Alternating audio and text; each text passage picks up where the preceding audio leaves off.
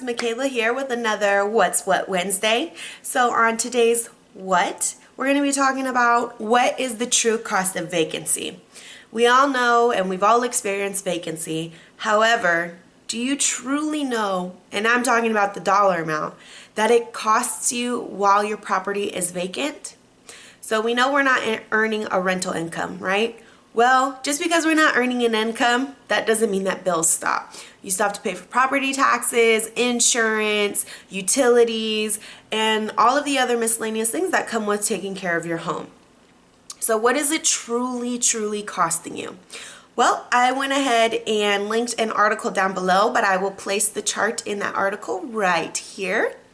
So if we look at this chart just for easy math purposes, if we were to have a home that were to bring in $3,000 a month in rental income, you can roughly estimate that the cost for property taxes, insurance, utilities, interest would roughly cost you around $2,200 a month. Now if we look at this chart and we see that if your property has been vacant for 15 days, well, guess what? On a property that usually brings in $3,000 a month in rent, you just lost $1,500 right off the bat with your property being vacant for 15 days. Just because your rental income stops does not mean that your other costs that come with that property stop either. So property taxes, insurance, interest, utilities, all of that adds up. So if your property is vacant for 15 days, looks like that is going to cost you roughly around $1,100. You can figure maybe about $75 for utilities.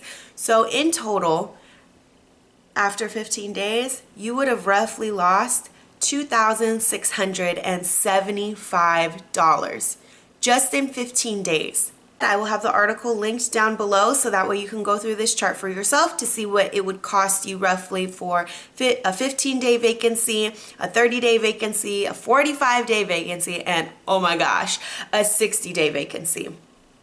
Now, though, of course, there are ways to reduce your days that your property's been vacant. You can do this by reducing your rent. I know that sounds a bit scary, but also consider this. It's more healthy to have maybe taken $100, maybe $200 hit on what you get monthly for income, but in the long run, if you can rent your property 15 days quicker than the other property that was sitting 15 days vacant, well, guess what? You just made $2,675 more than the other person who didn't reduce their rent.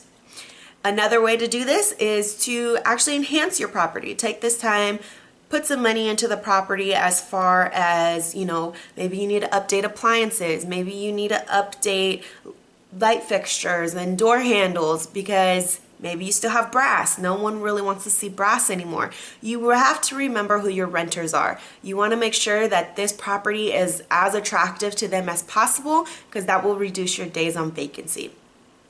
And then, of course, the last way you can reduce it would be to look at your lease terms. What does your lease entail? Do you allow pets? What type of appliances come into your property? Okay, all of these external factors definitely play a part in how long your property will sit vacant. All right, guys, thanks for tuning in to today's What's What Wednesday. Remember, we post videos every Wednesday and FAQ Friday. I will have this article linked down below, as well as my information. So if you have a specific question that you would like me to address on here or to you specifically, feel free to go ahead and look at the description box below. All right, guys, I will see you Friday for our FAQ Friday. Have a good one. Bye, landlords.